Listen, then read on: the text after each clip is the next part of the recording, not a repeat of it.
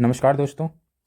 आज हम बात करने वाले हैं, जैसे कि आप सभी को पता है हमारा लेक्चर चल रहा है GS1 यूपीएससी के, जिसके अंदर हम बात कर रहे हैं स्टैटिक और पीवाईक्यू की, जो कि है हमारे एंशंट की। इससे पहले हमने ऑलरेडी सोसाइटी खत्म कर चुकी है। ये है हमारा सेकंड लेक्चर, जिसके अंदर हम बात करेंगे।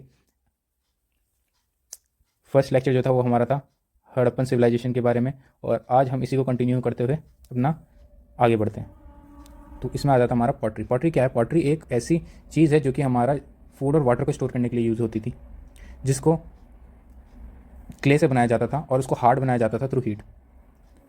ये हार्ड एंड लिखा है, हार्ड थ्रू, इसको सही कर लेना, हार्ड एंड थ्रू हीट। अब देखो किस किस के पीरियड में पॉटरी यूज़ की जाती है। फॉर एग्जांपल न्यूलिथिक पीरियड के अंदर सबसे पहले सिरेमिक पॉटरी आई, जिसके अंदर ज्योमेट्रिक और नेचुरलिस्टिक डिज़ाइन थे। चालकुलिथिक पीरियड के अंदर आता हमारा अलग अलग, जैसे मालवा वेयर, आहर कल्चर, जौहरी कल्चर, पेंटेड ग्रे वेयर और नॉर्थ ब्लैक पॉलिश वेयर आती थी, राइट। सेम ऐसे ही हमारा इंडस वैली सिविलाइजेशन के अंदर हमारा था ब्लैक एंड रेड वेयर और black painted design. Iron age के अंदर था हमारा पेंटेड ग्रे वेयर, मौर्य के टाइम पर था हमारा north black polish ware, northern black polish ware. Kushan के टाइम पीरियड था हमारा रेड पॉलिश वेयर। फिर आता हमारा मुगल और राजपूत के टाइम पर था ग्लेज्ड पॉटरी थी, और कैसी थी हमारी, और जयपुर की ब्लू पॉटरी। जो पॉटरी है ये इसी से ही फेमस है कि जयपुर की ब्लू पॉटरी, ठीक है। ये क्या लिखा है उसको याद भी मत करना, छोड़ो इसको। फेमस वो ब्लू पॉटरी से ही है, इसको काट कर देना, जयपुर की ब्लू पॉटरी, राइट। इंपॉर्टेंस की अगर हम बात करें, क्या इंपॉर्टेंस था? अब देखो ऑब्वियस सी बात है, क्या क्या इंपॉर्टेंस हो सकता है। कल्चर इंपॉर्टेंस क्या था, सोशल इंपॉर्टेंस क्या था, economic, archaeological, environmental, contemporary relevance क्या था। कल्चर था ऑब्वियस सी बात है socio economic culture, environment condition. Socio economic culture क्या, ऑब्वियस सी बात है कि हमारा क्या दिखाते थे कि स्टोरेज करने के लिए एज ए साधन यूज़ किया जाता था, ठीक है। Store water food, understand the social stratification and social और सोसाइटल ऑर्गेनाइजेशन। इकोनॉमी क्या था, ऑब्वियस सी बात है कि पॉटरी बनाने के लिए हमारा कोई ना कोई तो पॉटरी बनाने वाला भी होगा ना, तो आर्टिफैक्ट्स थे, आर्टिस्ट होते थे, जो कि जिनको एम्प्लॉयमेंट दी जाती थी। आर्कोलॉजिकल वैल्यू क्या है, इसे डेटिंग से पता चलता है कि किस पीरियड की थी, ठीक। फिर आता हमारा environmental sustainability, made of natural material, environment friendly होते थे। कॉन्टेम्प्रेरी रिलेवेंस क्या है हमारे इसका, कि जीआई टैग, तमिलनाडु की एक पॉटरी को जीआई टैग मिला हुआ है, मदुराई रीजन की, तो ये है। हेल्प किसमें करते हैं, हेल्प करते हैं leverage economy, spread of important art work. तो सिंपल सा है, अगर क्वेश्चन आया तो आपके पास इसलिए दिया है कि आपके पास ऐसा ना हो कि आपके पास कोई पॉइंट्स नहीं है पॉटरी के बारे में लिखने के लिए। तो छोटा सा मैंने यहाँ रेफरेंस दे दिया कि आप इजीली 10 मार्क्स के क्वेश्चन को एड्रेस कर सकें यहाँ पर, राइट। तो इनफ पॉइंट मैंने आपके यहाँ दे दिए हैं। मूव करें नेक्स्ट पे। कल ये ऑलरेडी मैंने पढ़ा दिया था फॉरेन इन्फ्लुएंस। नेक्स्ट करें, चलो। Gupta Gupta Gupta architecture and caves. Gupta architecture की अगर हम बात करें तो यहाँ पर आता है हमारा, सबसे पहला था हमारा अजंता, एलोरा, बागा, जूनागढ़, नासिक, मंडपेश्वर, उदयगिरी केव, ठीक है। अब ये इंपॉर्टेंट है कि कहाँ कहाँ पर है।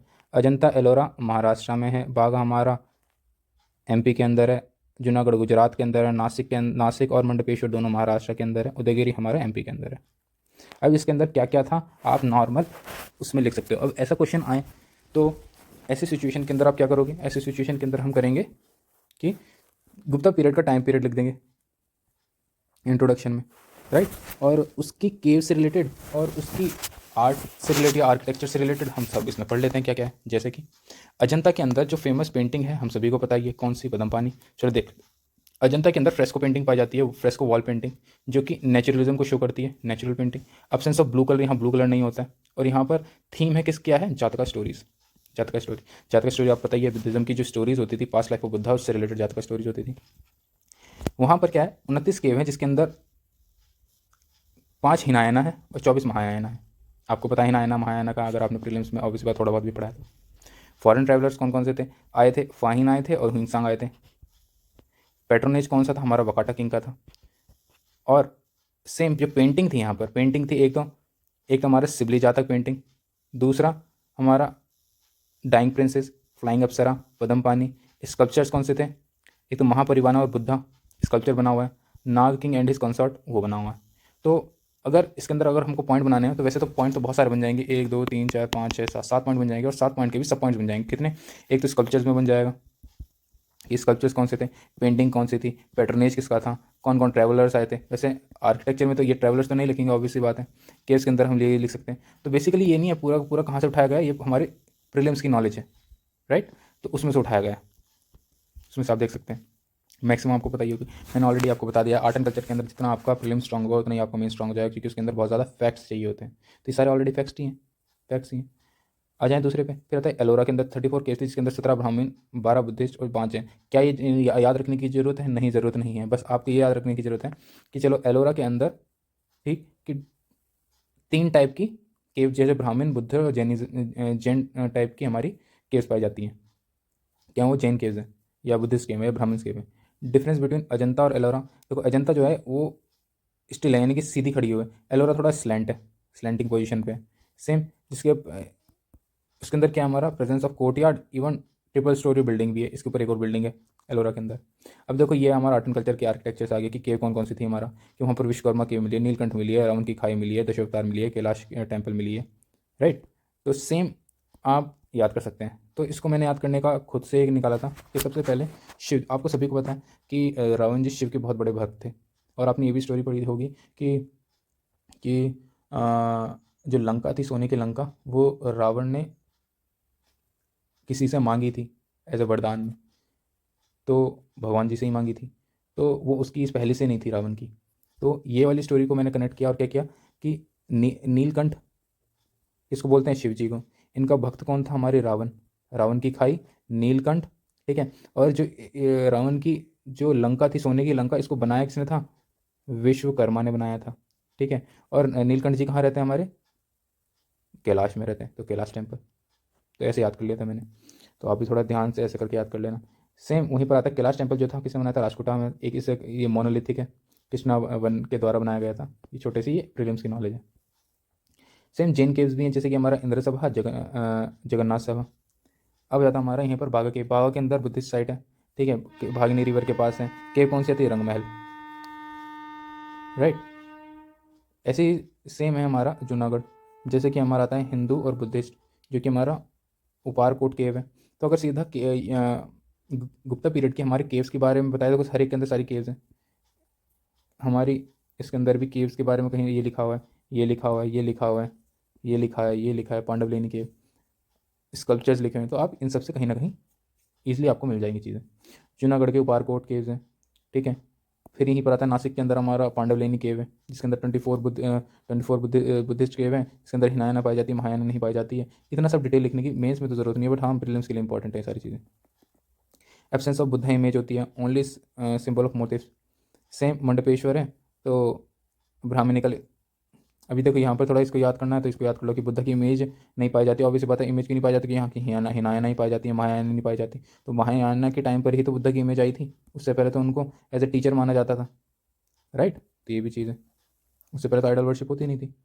सेम यहाँ पर आता है ब्राह्मणिकल केव, इसको मंडपेश में ब्राह्मणिकल केव है, दास दहिसन रिवर के आसपास पाई जाती है। और स्कल्पचर है हमारा नटराज, सदाशिव और अर्धनारेश्वर, ये तीनों स्कल्पचर्स पाए जाते हैं। उदयगिरी केव हमारा एमपी के ही अंदर ही है। सेम चंद्रगुप्त टू ने बनाई थी। और वराह विष्णु केव, वराह अवतार है एक, ऐसी करके आपने देखी होगी, नेट पर सर्च मारना, तो एक ऐसी तस्वीर है वराह भगवान जी की, विष्णु जी की। तो उसमें आपको पता चल जाएगा कैसी है। अगर आपने हल्की फुल्की आर्ट एंड कल्चर पढ़ी तो उसमें पता चल जाएगा, ध्यान में होगा आपके। सेम गुप्ता के कुछ स्तूपास भी थे, जैसे कि हमारे धार्मिक स्तूपा गुप्ता के पीरियड में था, स्कल्पचर से, जैसे सुल्तानगंज बुद्धा बिहार के अंदर है, ये वाराणसी के अंदर। तो अगर गुप्ता पीरियड के आर्किटेक्चर और आर्किटेक्चर केव्स के बारे में आए तो बहुत ईजी है, आप इजीली कर सकते हो, इतने सारे पॉइंट्स हैं, हो जाएगा। मूव करें नेक्स्ट, आ जाइए। अब हम बात करेंगे, ये यूपीएससी के अंदर क्वेश्चन आया हुआ है। ये देखो, ये मैंने यहाँ क्वेश्चन नहीं लिखा, इसका मतलब ये नहीं कि यूपीएससी के अंदर गुप्ता आर्किटेक्चर के बारे में नहीं आया। गुप्ता के आर्किटेक्चर के बारे में ऑलरेडी पास्ट ईयर के अंदर क्वेश्चन पूछ रखा है, तो इसको जरूर याद कर लेना, राइट। तो मूव करते हैं, चलो। Though not very useful for the point of view of connected political history of the South India, the Sangam literature portrayed the social and economic condition of the two times remarkable vividness. देखो इसके अंदर दो part बनते हैं। पहला कि दो not very useful from the point of view of the connected political history, कि जो संगम लिटरेचर है वो ज़्यादा यूजफुल नहीं है, किसके पॉइंट ऑफ व्यू से, because of political history of the south India, political history से ज़्यादा सही नहीं है, राइट। क्योंकि संगम लिटरेचर के अंदर हमें पॉलिटिकल हिस्ट्री ज़्यादा देखने को नहीं मिलती है। तो क्यों देखने को नहीं मिलती है वो पॉइंट लिखेंगे। दूसरा, संगम लिटरेचर पोर्ट्रेट करता है सोशल और इकोनॉमिक कंडीशन। ठीक है, तो सबसे पहले ये वाला लिख देंगे। ठीक है, दूसरा कि संगम लिटरेचर सोशल और इकोनॉमिकल कंडीशन कैसे शो करता है वो लिख देंगे। बस हो गया। और इंटर में हमको पता ही है कि संगम पहला पहला पॉइंट, फिर दूसरा पॉइंट, तीसरा पॉइंट, तीसरी हेडलाइन, 3 हेडलाइन में काम हो जाएगा। ठीक है, देखते हैं। और इंट्रोडक्शन हमारी उससे ही काम हो जाएगा कि कौन से टाइम पीरियड में आया था। संगम टाइम जो आया था वो हमारा 3rd century BC 3rd century AD आया था, सबको ही पता है। Also refer to age the period of Tamil literature, simple है। फिर क्या है हमारा, ठीक है, कि Sangam literature is not very useful for the political history of India. Obviously बात है। अब देखो, अगर हम मानते हैं कि संगम लिटरेचर हमको नहीं पता, देखो ऑब्वियसली बात है, हम सब कुछ एग्जाम में नहीं पढ़ सकते, राइट, सब कुछ एग्जाम में नहीं पढ़ सकते। तो ऐसी सिचुएशन आए और हमको एग्जाम में लिखना पड़ जाए, क्योंकि हमको पता तो है, सोशल पता है, इकोनॉमिक पता है, बट हमको ये नहीं पता कि हाँ उसके अंदर पॉलिटिकल हिस्ट्री थी भी या नहीं थी, राइट। तो ऑब्वियसली बात है, वो टाइम था जहाँ राजा महाराजा होते थे। ठीक है, और राजा महाराजा होते थे तो ऐसी सिचुएशन के अंदर क्या होगा, ठीक है, कि वहाँ पर कोई कोई हमको पॉलिटिकल हिस्ट्री क्यों नहीं मिलेगी। ठीक है, क्योंकि क्या पता वहाँ पर कुछ मिलिट्री से रिलेटेड कुछ इन्फॉर्मेशन ना हो। ठीक है, क्या पता वहाँ कुछ एडमिनिस्ट्रेशन से रिलेटेड इन्फॉर्मेशन में कमी हो। क्या पता वहाँ पर क्या बोलते हैं, जैसे मिलिट्री कॉन्क्वेस्ट हो गया। ठीक है, ये हो गया। दूसरा, अलाइंसेस, वहाँ पर अलाइंसेस अलाइंसेस के रिलेटेड कुछ ना हो, वहाँ वार से रिलेटेड ज़्यादा कुछ नहीं दिया हो। ठीक है, ये सारी चीज़ें, वहाँ एक्सपेंशन से रिलेटेड कुछ ना दिया हो। ठीक है, तो पॉलिटिक्स तभी तो बनेगी। हमारे यहाँ पर पॉलिटिक्स कैसे होती है, पॉलिटिक्स ऑफ वार से रिलेटेड, पॉलिटिक्स ऑफ एक्सपेंशन से रिलेटेड होती है। अभी तो गुजरात में, अभी दूसरी जगह हम बना देंगे, राजस्थान में बनाएंगे पार्टी। ठीक है, अलायंसेस बना लेंगे, राइट। किंग के हिसाब से देखो तो मिलिट्री कॉन्क्वेस्ट होते थे। ठीक है, दूसरे को एरिया को कब्जाने वाला। तो ये सारी चीज़ें, तो इसी के हिसाब से हमको क्वेश्चन लिख देना है। जैसे कि ruler expansion their records, ruler expansion their records consist of poetry literature works but not the records of war and administrative work. वो पोएट और लिटरेचर के तो रिकॉर्ड रखते थे, बट उनका कोई रिकॉर्ड नहीं था रिलेटेड टू हमारा एडमिनिस्ट्रेशन, राइट। सेम है हमारा हिस्टोरियोग्राफ। हिस्टोरियोग्राफ के साथ हमारा कि वहाँ वहाँ पर कोई भी प्रिसाइज डेट नहीं देखी गई है कि कॉन्टेम्प्रेरी रूलर्स और किंगडम्स की। तो वहाँ पर कोई प्रॉपर कि इस टाइम पीरियड में ये रूलर था, ये देखने को नहीं मिलती। दूसरा, वहाँ पर इसके अंदर पॉलिटिकल हिस्ट्री में क्या एब्सेंट है, डिप्लोमेटिक रिलेशंस एब्सेंट है, मिलिट्री कंपेन्स एब्सेंट है, देखने को नहीं मिलते हैं। जो भी संगम लिटरेचर है हमको नहीं देखने को मिलते हैं। तो इसी कारण क्या है, हमारा political history of the south जो है हमारा वो तो संगम लिटरेचर के अंदर ज़्यादा हमारे पॉलिटिकल हिस्ट्री ऑफ साउथ के बारे में नहीं लिखा है। उसके अंदर ज़्यादातर लिटरेचर और पोइट्स के बारे में लिखा है, क्योंकि उसके अंदर ये सारी चीज़ें इन्फॉर्मेशन नहीं दे रखी हैं related to history of military conquest, alliances, wars, diplomatic relation, expansion, उनके बारे में इन्फॉर्मेशन नहीं दे रखी है, सिंपल। अब देखो, सोशल कंडीशन की अगर बात करें तो ऑब्वियसली बात है, हमको पता है कि वहाँ पर कास्ट सिस्टम होता था। ठीक है, but there is no mention of Kshatriya, Kshatriyas के बारे में नहीं लिखा था। वहाँ पर लिखा था हमारा, जैसे किंग्स को अर्षा कहते थे, ट्रेडर्स को वैश्यारा कहते थे, फार्मर्स को वेलोर कहते थे, ब्राह्मण को द्विजा कहते थे, टॉयज बॉन्ड। वहाँ पर क्षत्रिय के बारे में कुछ नहीं लिखा हुआ था। सोसाइटी बेस्ड थी हमारा 5 4 क्लासिफिकेशन ऑफ लैंड, लैंड के बेसिस पे उनको सोसाइटी को डिस्ट्रीब्यूट किया था। जो डेजर्ट में रहते थे उनको पलाई कहते थे, पेस्टोरल जो थे वो उसको मलाई कहते थे, पलाई, मुलय, नेडियाल, कुरिंची। तो भाई अब मैंने कैसे याद किए थे, भाई मैंने तो ये याद किए हैं 100 बार रिपीट करके, मतलब मल्टीपल टाइम्स रिपीट करके, पलाई, मुलय, नेदियार, कुरिंची, मारू डैम। ठीक है, तो पलई, मुलई, नेदार, इसमें desert, DPC, desert, pastoral, coastal, Kurinji hill, मरू डैम, एग्रीकल्चर लैंड। तो ऐसे मैंने तो बार बार इसको याद करके पढ़ के याद कर लिया। अब से बात करें क्या होते थे, celebration and war on love, for example अगामाज एंड पुरम पोएम्स, सभी को पता है कहाँ पर मेंशन है, टोलका पीएम में मेंशन है। सेम किनशिप है, सोसाइटी बेस्ड, क्लैन बेस्ड थी। इथिकल वैल्यूज थी, टेक्स्ट ऑफ द थिरुकुरल में लिखे है इथिकल वैल्यूज। थिरुकुरल यानी कि बेसिकली एक डॉक्यूमेंट है लिटरेचर का, थिरुकुरल टेक्स्ट है। वुमेन कंडीशन क्या थी हमारी, सबॉर्डिनेट टू मैन थी। ठीक है, कन्नागी वर्शिप किया जाता था, subordinate to man. Women poets थे हमारे, अबे यार नाच। अब देखो इसको मैंने क्या याद किया था, देखो ये पिछले साल के प्रीलिम्स की मैगजीन में भी आया था, अगर आपको मैगजीन पढ़ी होगी तो, कि यार यार या, ठीक है, अबे यार नाच चले यार, कक्कई पौने यार, कक्कई पौने यार। तो आप ऐसे याद कर सकते हो, अबे यार नाच ले यार, कक्कई पौने यार, right. Belief of magical, like words like अन को यूज किया जाता था फॉर मैजिकल्स एंड वो होते थे ना चार्म्स एंड स्पेल्स, जादू टोना, राइट, उससे रिलेटेड है। मैजिक, बिलीफ इन मैजिक, इतना लिख दो कि बिलीफ इन मैजिक था। तो वर्ड लाइक अनको रिलेटेड टू द मैजिक, तो ये सोशल था। सोशल के अंदर किससे रिलेटेड है? ऑब्वियसली बात है, एक तो हमारा अगाम पुराण, ठीक है, दूसरा हमारा किनशिप बेस्ड थी, तीसरा हमारा कौन सा सोसाइटी बेस्ड ऑन हमारा 5 फोल्ड ऑफ एग्रीकल्चर लैंड से रिलेटेड थी, चौथा था हमारा टैक्स था हमारा कि एथिकल वैल्यूज़, ठीक है, और क्या था हमारा वार एंड लव की, तो ये हो गई हमारा, और क्या थी हमारी बेस्ड ऑन वर्ना सिस्टम था। तो एक तो हमारा वर्ना, love based on classification of land, kinship based था, ठीक है, वुमेन की कंडीशन क्या थी, मैजिकल। तो ऑब्वियसली वजह से हम बात करेंगे सोशल की, मैंने कितनी बार आपको समझाया है, जब भी सोशल कंडीशन आएगी हम बात करेंगे वुमेन की, हम बात करेंगे किनशिप की, हम बात करेंगे किसकी, हम बात करेंगे कास्ट की। तो 3-4 तो पॉइंट ऐसे बन गए सिर्फ एक बार बताने से कि उनकी कंडीशन क्या थी। बाकी हल्का फुल्का आप यहाँ से याद करो, सेलिब्रेशन ऑफ वॉर करते थे, मैजिकल एक चीज़ थी, और क्या थी हमारी वॉर एंड लव था, सिंपल। इकोनॉमिक कंडीशन क्या थी? इकोनॉमिक कंडीशन क्या थी हमारी? ये देखो, एग्रीकल्चर प्रैक्टिस किया जाता था, ट्रेड किया जाता था गोल्ड और हॉर्सेज और स्वीट वाइन का, और क्या किया जाता था? और किया जाता था हमारा पुहार, कावेरीपट्टनम, नागलापट्टनम, मेरीटाइम कॉमर्स किया जाता था। क्राफ्टमैनशिप थी, जहाँ पर पॉटरी, ज्वेलरी, वुड वर्क किया जाता था, मेटल वर्क किया जाता था। गोल्ड एंड सिल्वर के कॉइन्स बनाए जाते थे of Roman empire, like Augustus, Tibet. इतना सब कुछ लिखने की जरूरत नहीं है, ये आप सीधा इतना लिख दोगे ना, एग्रीकल्चर प्रैक्टिस। एग्रीकल्चर देखो, मैंने यहाँ पर इसलिए लिखा है कि आपका ज़्यादा से ज़्यादा जो क्वेश्चन, जब आंसर आप लिखो तो किसी को याद होता है, किसी को याद नहीं हो पाता, तो ज़्यादा से ज़्यादा लिखो ताकि ज़्यादा से ज़्यादा दिमाग में बैठे और ज़्यादा से ज़्यादा आप इनपुट कॉपी में डाल के आओ।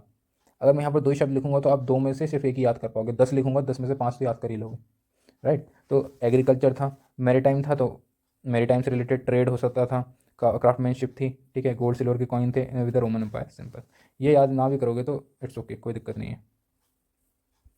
मूव करें, देखो कॉन्क्लूजन, देखो, despite of few drawbacks of the significance of the Sangam literature which is also acknowledge by PM Modi because of the immense creativity. देखो, ये है 2023 की बात कि संगम लिटरेचर से रिलेटेड पीएम मोदी जी ने कुछ इनाग्रेट किया था, तो हमने उससे कनेक्ट किया था इस वाले पॉइंट को उसकी न्यूज़ से, ठीक है। अभी कोई आपको लिखना हो तो आप कोई भी बेसिक संगम लिटरेचर के इस पूरे ओवरव्यू के हिसाब से आप इसका कॉन्क्लूजन लिख सकते हो। मैंने दिया था ये conclusion related to present relevance, जो कि उस वक्त हुआ था। जैसे कि इसके अंदर दूसरा भी देगा, दे रखा था Sangam age was the golden age वो गोल्डन एरा। वेट, इसको मिटा देते हैं ताकि अच्छे से दिखे।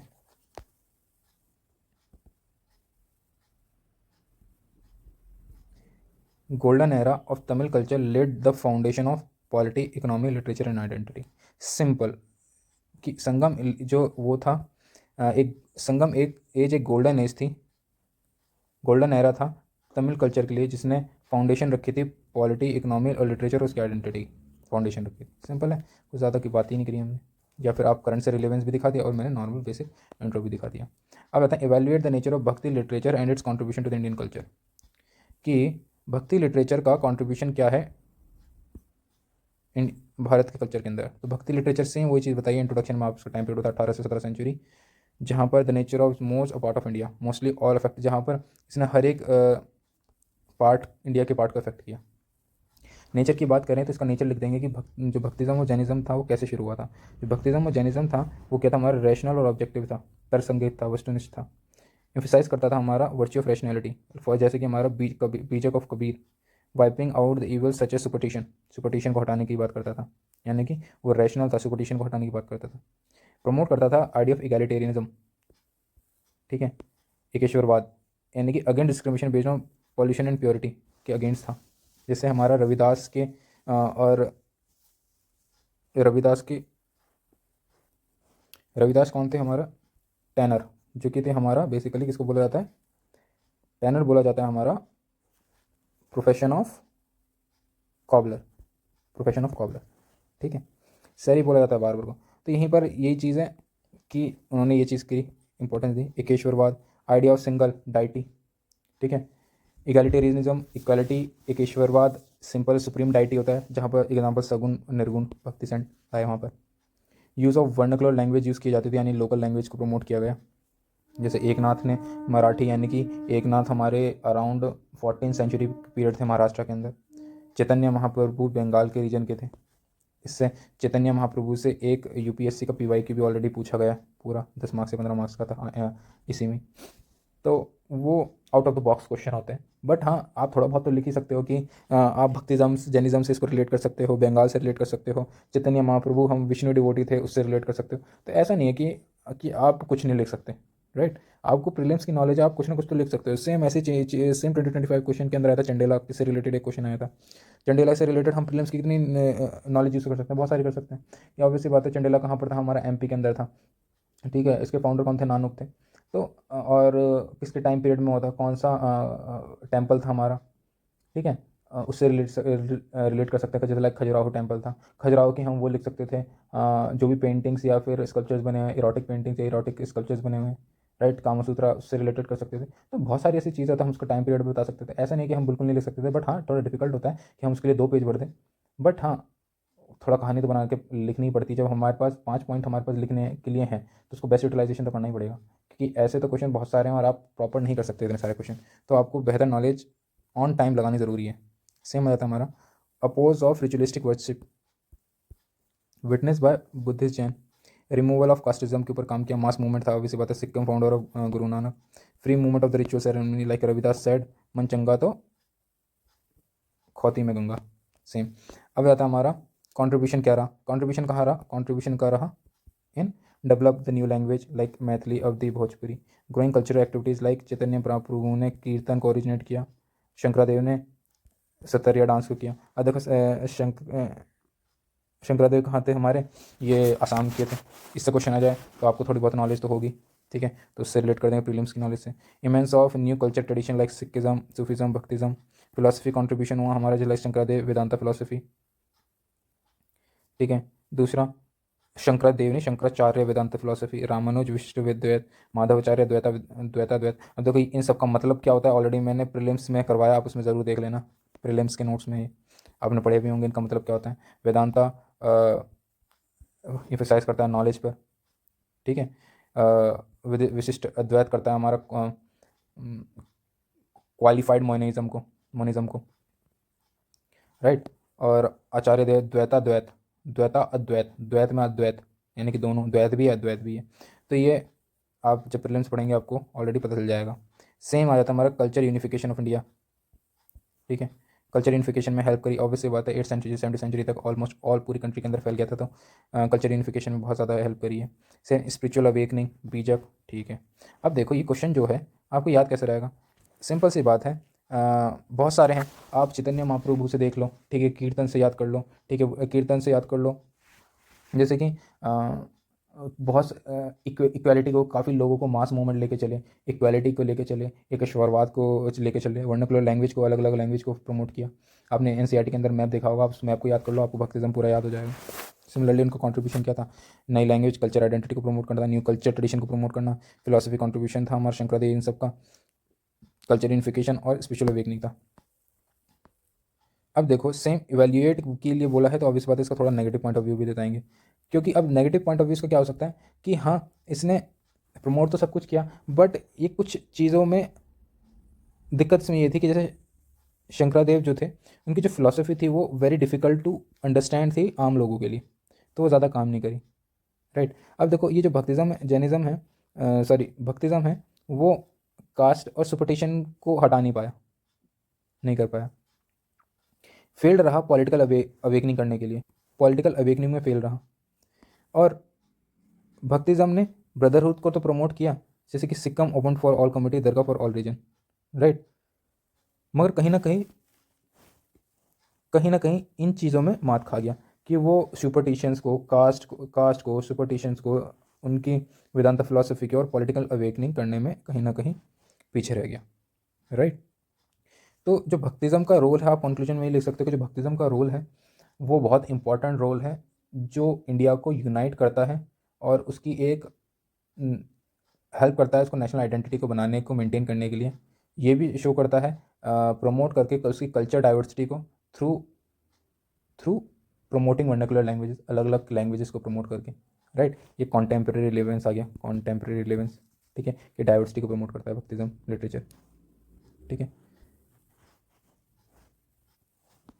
Diversity in the not in the form of God, ठीक है, क्योंकि वो तो एक ईश्वरवाद को मानते थे, बट डाइवर्सिटी इन द लोगों की अलग यूनिटी को प्रमोट करना, यूनिटी इन डाइवर्सिटी, को प्रमोट करने में कहीं ना कहीं हेल्प करता है।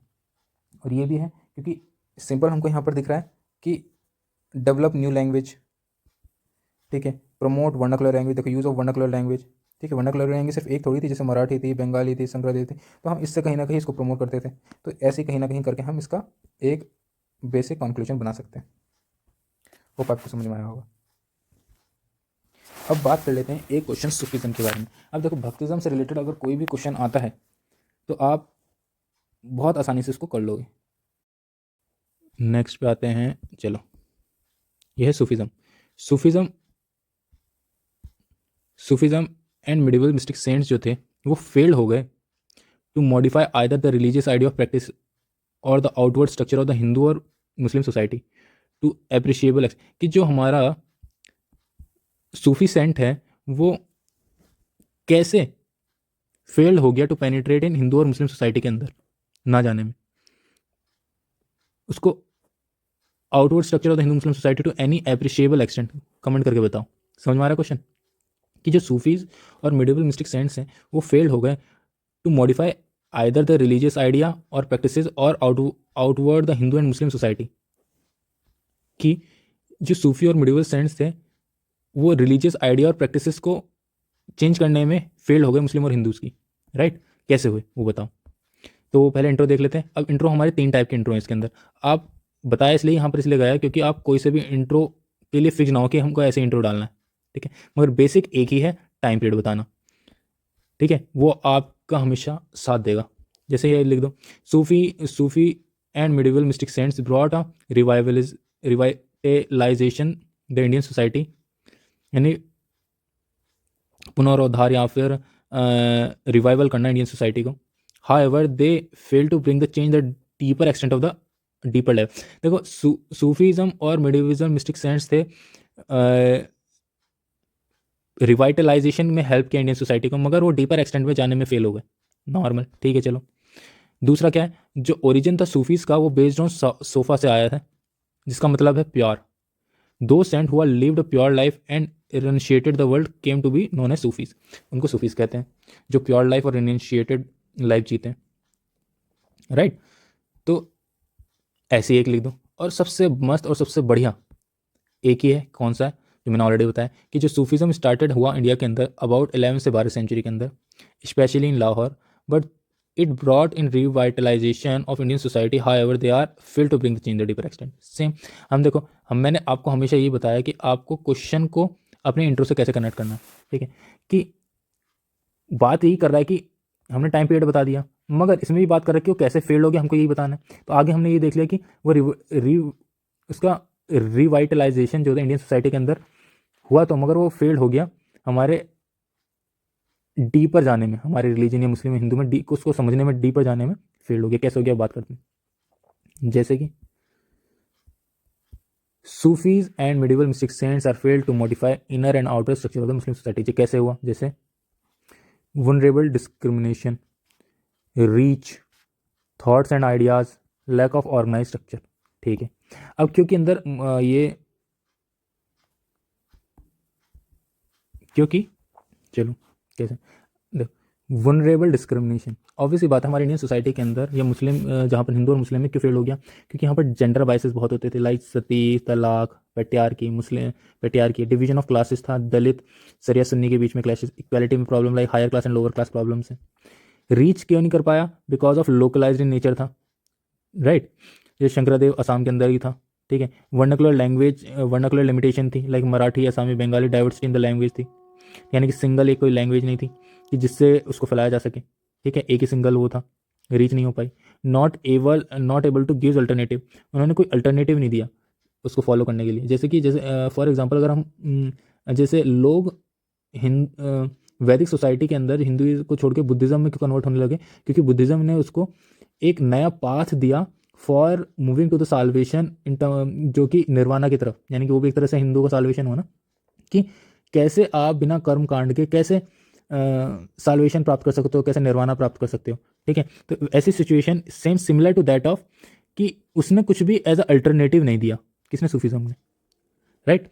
थॉट एंड आइडियाज़, अब देखो इसके जो थॉट थे वो लैक ऑफ यूनिफाइड विजन, जैसे सगुन निर्गुण अलग अलग यूनिफाइड विजन नहीं थे, कर्मकांड और रिचुअल हिंदूज के सेक्रीफाइस होती थी, तो उसके लिए क्या किया जाए, ऐसी सिचुएशन में क्या किया जाए। दूसरा, लैक ऑफ ऑर्गेनाइज स्ट्रक्चर था, जैसे नो इंस्टीट्यूशन, कोई जैसे हमारे बुद्धिज्म में क्यों पास हो, क्योंकि उसके अंदर ऑर्गेनाइज स्ट्रक्चर बनाया गया था, राइट। तो सेम चीज़ है, लिमिटेड मीनिंग ऑफ कम्युनिकेशन था, जैसे कि अभी अगर हम बात करें तो यूट्यूब के अंदर प्रेमानंद महाराज, आचार्य प्रशांत हैं, तो ये देखने को मिलते हैं हमें, ठीक है। तो ये अपनी बात लोगों तक पहुंचा सकते हैं। तो ऐसी सिचुएशन हमारे सूफिज्म के लिए नहीं रहा कि अब घूम फिर के बात ये है ना कि कोई चीज़ हमको, अगर नॉर्मल बात करूं, ठीक है, कि ये चीज़ है और ये चीज़ मेरे को यहाँ तक क्यों नहीं मिल पा रही, ठीक है, क्योंकि इसके बीच में बहुत ज़्यादा बैरियर्स हैं। अब वो कौन से बैरियर हैं, वो हमारे सोशल बैरियर्स भी हो सकते हैं, वो हमारे सोशल बैरियर्स भी हो सकते हैं, ठीक है, वो हमारे वर्नाकुलर बैरियर्स भी हो सकते हैं, ठीक है, वो हमारा डीपर एक्सटेंट के अंदर बात करें तो हमारा ऑर्गेनाइजेशन नहीं बनाना, ऑर्गेनाइजेशन लेवल पर बैरियर हो सकते हैं, सोशल बैरियर हो सकते हैं, वर्नाकुलर बैरियर्स हो सकते हैं, ठीक है। हमारी खुद की जो थॉट्स हैं इंडिविजुअल के, वो बैरियर हो सकते हैं, हमारे खुद के नॉर्म्स बैरियर हो सकते हैं, ट्रेडिशंस बैरियर हो सकते हैं। तो ये सारी जो बैरियर्स हैं, ठीक है, उसको सूफिज्म को मुस्लिम और हिंदू के डीपर जाने में कहीं ना कहीं डिफिकल्टी पैदा करी, ठीक है। मुस्लिम्स के social, vernacular, human thoughts, norms, traditions, ठीक है, ऑर्गेनाइजेशन बैरियर ने इसको पेनिट्रेट करने में डिफिकल्टी दी बहुत ज़्यादा, किसको, सूफिज्म को, इसलिए वो डीपर एक्सटेंट पे नहीं जा पाया। समझ में आया, इस डायग्राम से समझ में आया होगा कहीं ना कहीं। डायग्राम बना सकते हो ऐसे डायरेक्ट कि यहाँ पर सूफिज्म लिखो, ठीक है, यहाँ पर ये हिंदुइज्म लिखो, बीच में बैरियर लिख दो, ठीक है, ऐसे करके, ठीक है, बीच में एक एक वर्ड के अंदर ये बैरियर्स लिख दो, ठीक है, और यहाँ पर मुस्लिम हिंदू, यहाँ पर सूफिज्म, और बीच में बैरियर लिख दो, ऐसे डायग्राम बना दो, राइट, यूनिक भी दिखेगा। तो समझ में आया, अब आपको समझ में आया क्या चीज़ है। दूसरा, नाउ मूव करते हैं नेक्स्ट में। However it cannot be called as a failure, मगर ये फेलियर नहीं कहलाया जाएगा, ठीक है। तो कमेंट करने के लिए बोला है, तो हम दूसरी चीज़ के बारे में बात करेंगे कि ये तो था, ठीक है, मगर ये फेलियर नहीं था। क्यों नहीं था, क्योंकि इसने कहीं ना कहीं वुमेन को एम्पावरमेंट दी है, जिसे focus on improvement of the status of women, like Rabia al Basri, जो कि एक सूफी सेंट थी, पोएट थी। सोशल इंक्लूजन और लोअर कास्ट की हेल्प करी, जैसे Sufism dargah appeals to be a brotherhood and respect of the caste and religion. Simple सी बात है, irrespective of caste and religion के सोशल इंक्लूजन की बात करी गई है, सोशल इंक्लूजन, सोशल हारमोनी की बात करी गई है। हाउ सोशल हारमोनी, मैंने खुद देखा है कि जब हम कि अखनूर के अंदर था मैं एक टाइम पहले, तो वहाँ पर आर्मी के यूनिट में थे, वहाँ पर थोड़ी सी दूर जाके एक दरगाह थी, तो वहाँ पर हम सब जाते थे दरगाह के अंदर, ठीक है, क्योंकि आर्मी वाले एरिया के अंदर थी, ठीक है। तो कहीं ना कहीं इसको सोशल इंक्लूजन के लिए बात करते हैं। हाँ, हिंदू मुस्लिम दोनों जा सकते हैं, अलाउड है, ठीक है। सूफी दरगाह के अंदर influence of policy making like removal of jizya by Akbar, ठीक है। तो service to humanity, service of humanity like Sufi और फूड शेल्टर, सूफी स्ट्राइव्स की बात करता है, फूड और शेल्टर देने की बात करता है, food and shelter Sufi, right, ठीक है। तो सूफी शरीफ, जो कि हमारा जो दरगाह के अंदर, जैसे लाइक हमारे हिंदूज में प्रीस्ट बैठते हैं, मुस्लिम्स के अंदर हमारा मौलवी बैठते हैं, तो वहाँ पर सूफी श्राइव्स बैठते हैं, तो वो किसको प्रमोट करते थे, regard of the social and religious background, वो फूड शेल्टर जैसे हमारे सिखिज्म में होता है, ये सब ऑफर करते थे। Idea of internal transformation like mystical sense, primary focus of internal transformation rather than the external transformation, internal transformation के लिए ज़्यादा प्रमोट करते थे रेदर देन एक्सटर्नल। तो ये सारे के सारे कुछ पॉजिटिव्स में आते हैं हमारे सूफी सेंट्स के, ठीक है, कि जो सूफी सेंट ने कंट्रीब्यूशन किया है इन रिगार्ड्स ऑफ की सोशल इंक्लूजन करने में, और एज ए ब्रदरहुड हारमोनी, घूम फिर के ब्रदरहुड हारमोनी के लिए, ये हारमोनी मेंटेन करने के लिए, आपको ब्रदरहुड मेंटेन करने के लिए फूड शेल्टर देना, जजिया माफ़ कर देना, वुमेन एम्पावरमेंट को प्रमोट करना, idea of inner self, betterment of the inner self को बेटर करने के लिए बात करता है। तो इन सब की बात करता है। सेम कल्चर सिंक्रेशन, यानी कि गंगा जमुना तहजीब कल्चर को सिंक्रेटाइज करने की बात करता है, यानी कि कहीं ना कहीं जो कॉन्फ्लिक्ट को रोकता है, ठीक है, गंगा जमुना तहजीब, that is actually a fuse of Hindu and Muslim culture का फ्यूज है, तो प्रमोट करता है कल्चर सिंक्रेशन को, right. The impact of the Sufi is seen in the present constitution, freedom of religion. हाँ देखो, अब इसको हमने कॉन्टेम्प्रेरी से, तो मैंने आपको बताया है कि आप हिस्ट्री वाले क्वेश्चंस के अंदर या specially art and world culture वाले क्वेश्चंस को या फिर अशोका से रिलेटेड क्वेश्चन को आप कंक्लूजन में हमारे किससे रिलेट करके लिख सकते हो, आप लिख सकते हो हमारे कॉन्स्टिट्यूशन के, डीपीएसपी के, या फिर फंडामेंटल राइट्स के, उससे करके कि हाँ ये जो सूफी ने प्रमोट किया है ये हमारे प्रेजेंट कंटेक्स्ट के हमारे प्रेम्बल में मेंशन है हमारे, ऐसा करके लिख सकते हो कि ये जो भक्तिज़म की सारी सारी पॉजिटिव चीज़ हैं ये हमारे प्रेजेंट कॉन्टेक्स्ट के अंदर हमारा कॉन्टेम्प्रेरी कॉन्स्टिट्यूशन के अंदर लिखे कौन से हमारे फंडामेंटल राइट्स के डीपीएसपी के इस आर्टिकल के अंदर प्रियम्बल में लिखी हुई है। ऐसे करके आप कंक्लूजन बहुत अच्छा दे सकते हो। जैसे ये है कि importance of Sufi still seen in the present constitution, freedom of religion, right to profess, propagate and practice, untouchability, no discrimination etcetera. ठीक है, आप यहाँ पर आर्टिकल भी लिख सकते हो, तो बहुत अच्छा आपको एक कॉन्टेम्प्रेरी रिव्यू मिल जाएगा कि कंक्लूजन के अंदर भी एग्जामिनर को, तो ये भी इंपॉर्टेंट है, इसको भी ज़रूर ध्यान रखना। राइट, इसको ध्यान रखना कि सेम आप हमारा इस पे भी क्या बोलते हैं, हाँ इसके अंदर भी सेम आप ऐसे यूज़ कर सकते थे, प्रेजेंट कॉन्टेम्प्रेरी पॉइंट से आप कंक्लूजन लिख सकते थे, इसमें लिख दिया। नाउ अब क्वेश्चन आता है हमारा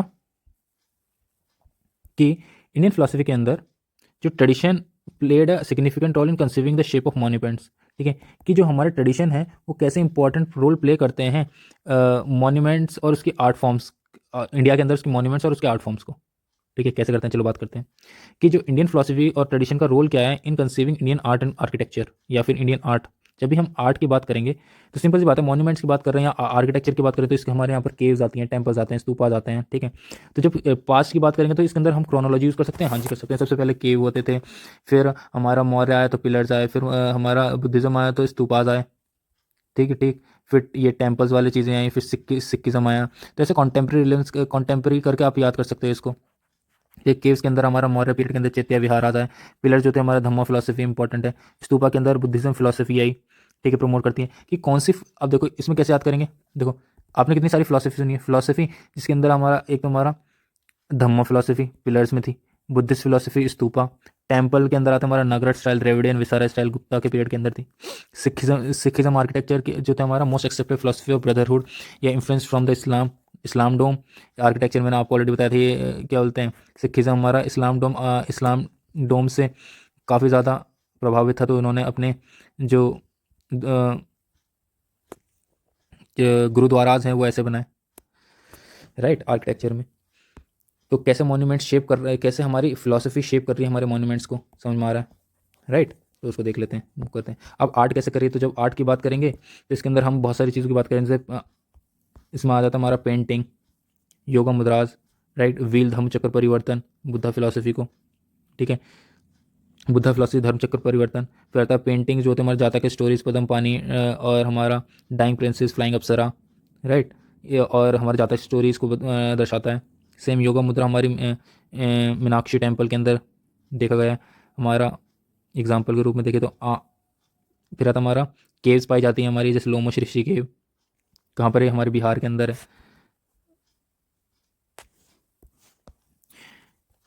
बिहार के अंदर है, नॉट महाराष्ट्र के अंदर नहीं है। ये हमारा एक्चुअल में 12 बार केव्स के अंदर पाई जाती है। 12 बार मैंने याद करने से याद कर रखा है, 12 बार मैंने 12 बार कर कैसे करके याद कर रखा है इसको, तो 12 बार वही निकल जाता है। तो 12 बार केव्स है, तो लोमश ऋषि जो आजीविका सेक्ट को दर्शाती है। सेम ऐसे और भी जैसे और भी केव्स हैं, लोमश ऋषि है हमारा, और हमारा गोपी केव है, गोपी केव है, और कौन सी केव है, और हमारी लाइक सुदामा केव है, वो भी हमारा 12 बार केव का पार्ट है। राइट, तो सेम वही है कि वो भी हमारा आजीविका सेक्ट का था। तो Varaha sculpture like Hindu philosophy के लिए है, इंदो उदयगिरी केव, अभी थोड़ी देर पहले हमने पढ़ा उदयगिरी केव। सेम ऐसे करके ये इसे हल्का हल्का याद रखो।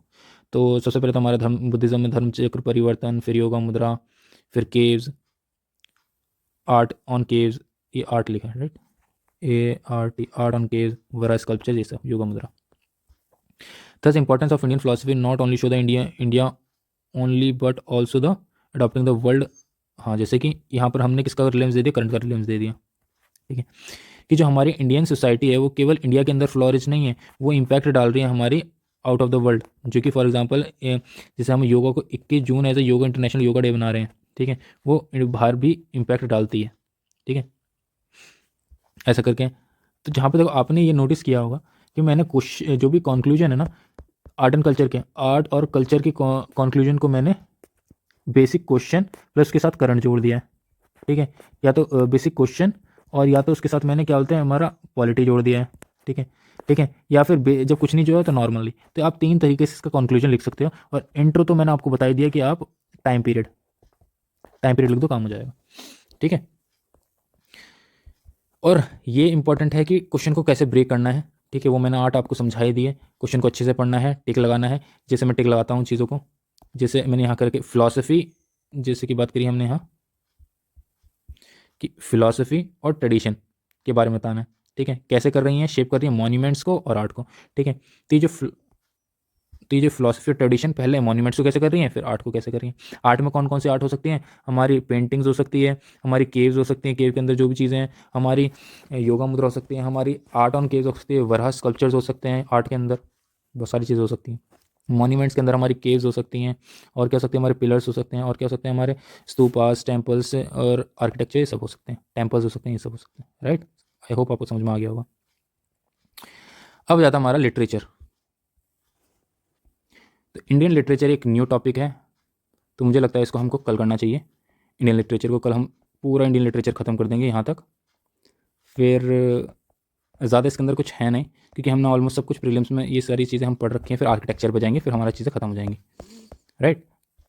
ठीक है, इंडियन आर्किटेक्चर। चलो मिलते हैं फिर नेक्स्ट वीडियो के अंदर, जहाँ पर हम पढ़ेंगे अपना पूरा इंडियन लिटरेचर। लिटरेचर के अंदर हम जितनी भी लिटरेचर पढ़ सकते हैं उतना पढ़ेंगे। आई होप आपको चीज़ें समझ में आई होंगी कि फर्स्ट बेसिक पॉइंट इंट्रो कैसे लिखना है, ठीक है। दूसरा, मेन बॉडी पार्ट्स के अंदर आपको क्वेश्चन को एड्रेस करना है और डिफरेंट हेडिंग्स के अंदर डिवाइड करना है, फिर उसको एड्रेस करना है। फिर तीसरा, कंक्लूजन लिखना है, या तो हमारा करंट बेस्ड प्लस क्वेश्चन को ऐड कर देना है, या फिर हमारा पॉलिटी को ऐड कर देना है, फिर कॉन्टेम्प्रेरी रिलेवेंस को देखना है। पॉलिटी का मतलब है कॉन्टेम्प्रेरी रिलेवेंस को देखते हुए उसको कंक्लूड कर देना है, राइट। मिलते हैं नेक्स्ट वीडियो में, तब तक के लिए धन्यवाद।